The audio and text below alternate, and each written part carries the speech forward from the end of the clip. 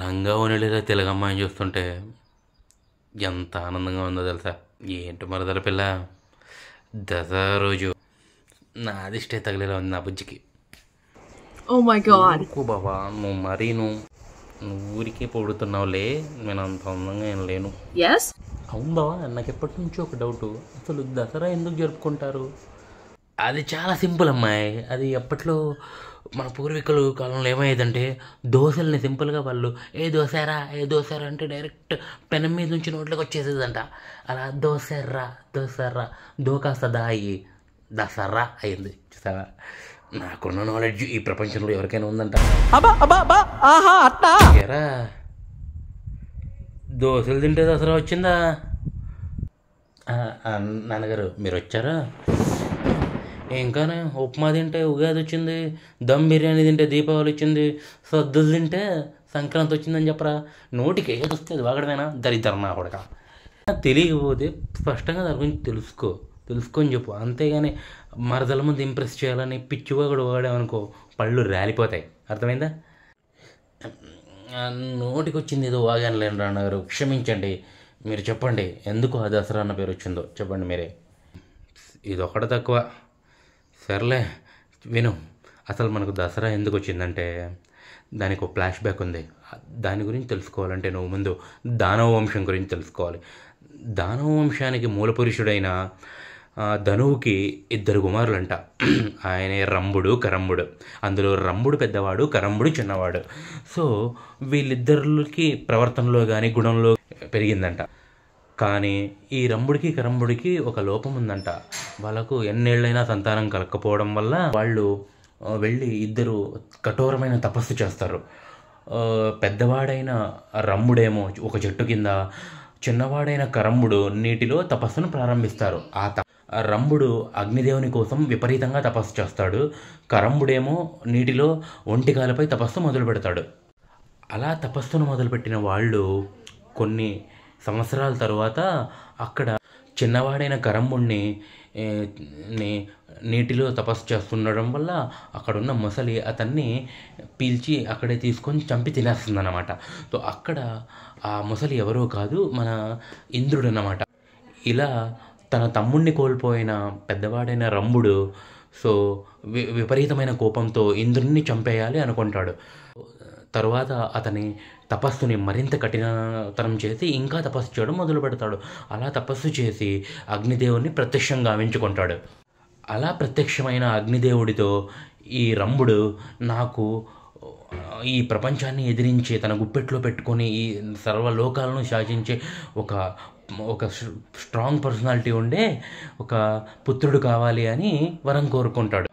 నీ మనసు కామంతో ఎక్కడైతే ఆగిపోతుందో అక్కడున్న మనిషి లేకపోతే ఏ జంతువైనా సరే ఆమె గర్భం దాలుస్తుంది, నీకు బిడ్డను ప్రసాదిస్తుంది అని చెప్తాడు. సో దాని ప్రకారం మళ్ళీ ఆ అగ్నిదేవుడు మాయమైపోయిన తర్వాత తను ఇంటికి తిరిగి వస్తుండగా దారిలో అక్కడ ఉన్న గేదెని చూసి, సో ఆ గేదె పేరు అక్కడ మహిషి అన్నమాట. ఆ మహిషిని చూసి తన మనసు కామంతో చెలరేగుతుంది. సో అక్కడ మహిషి గేదె అనేది అక్కడ గర్భం దాలుస్తుంది. సో ఎంతో సంతోషానికి గురైన ఈ రంభుడు ఆ గేదెను, అంటే ఆ మహిషి అనే గేదెను తన రాజ్యానికి తీసుకొని వచ్చి అక్కడ కొన్ని వందల దున్నపోతుల్ని తనకు కాపలా పెడతాడు. కాపలా పెట్టిన దున్నపోతుల్లో ఒక దున్నపోతు అనేది ఆ మహిషి మీద కామంతో చెలరేగి దాన్ని పాడు చేసే ప్రయత్నం చేస్తే దానికి కోపించిన మన రంభుడు కోపంతో పిడిగుద్దులు గుద్ది ఆ దున్నపోతును చంపేస్తాడు. సో అలా కోపానికి గురైన మిగతా దున్నపోతులు వచ్చి మన రంభుడిని అక్కడ తన కొమ్ములతో కుచ్చి చంపి అక్కడ పడేస్తాయన్నమాట. అలా రంభుడు మరణం పొందుతాడు. ఇక్కడ రంభుడు చనిపోవడం వల్ల తన భర్త చనిపోయాడే అని మహిషి గేదె చాలా బాధపడి యక్షులతో తన బాధను వెల్లవించుకుంటుంది. ఆ బాధలను విన్న యక్షులు ఆ దున్నపోతును పట్టుకొని అక్కడే చంపేయడం జరుగుతుంది. మా రంభుడు చనిపోవడం వల్ల అతన్ని చితిలో కాలుస్తున్నప్పుడు ఆ బాధను భరించలేక మహిషి కూడా ఆ చితిలో దూకేసి సతీ సహగమనం చేసుకుంటుంది అనమాట. ఆ మంటల్లో నుంచి పుట్టినవాడే మహిషాసురుడు. ఓకే, ఈ మహిషాసురుణ్ణి మన దుర్గామాత చంపడం వల్ల మనకు దసరా అనే పండుగ వచ్చిందనమాట. సో అలా పెరిగి పెద్దవాడైన మహిషాసురుడు ఏం చేస్తాడంటే బ్రహ్మదేవుని కోసం తీవ్రమైన తపస్సు చేస్తాడు. అలా తీవ్రమైన తపస్సు చేయడం వల్ల బ్రహ్మదేవుడు ప్రత్యక్షమవుతాడు. ప్రత్యక్షమై నీకేం వరం కావాలో కోరుకో మహిషాసుర అని ఒక వరం ప్రసాదిస్తాడు.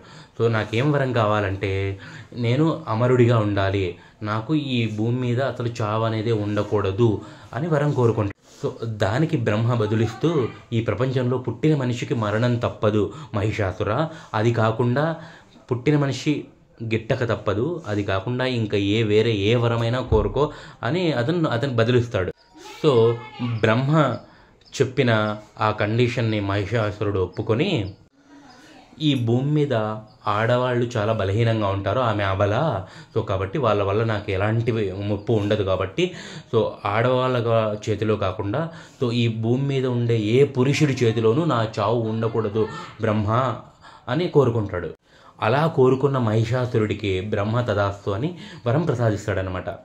సో అలాంటి వరంతో ఉన్నటువంటి మహిషాసురుణ్ణి సో ఎవరు చంపలేరు, ఏ పురుషుడు చంపలేడు కాబట్టి సో దేవుళ్ళ వల్ల ఇది కాదు. సో అందరు దేవతలు వెళ్ళి అక్కడ త్రిమూర్తులను మొరపెట్టుకోవడంతో బ్రహ్మ విష్ణు మహేశ్వరులు దుర్గామాతను సృష్టిస్తారు. సో ఆ దుర్గామాత 9 రోజుల భయంకరమైన యుద్ధం చేసి ఈ మహిషాసురుణ్ణి సంహరిస్తుంది. సో కాబట్టి ఈ 9 రోజులను నవరాత్రులు లేక దేవీ నవరాత్రులు లేక శవన్నవరాత్రులు అంటారు.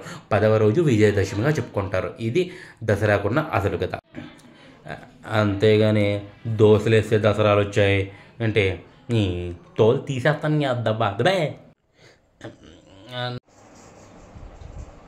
దోశలు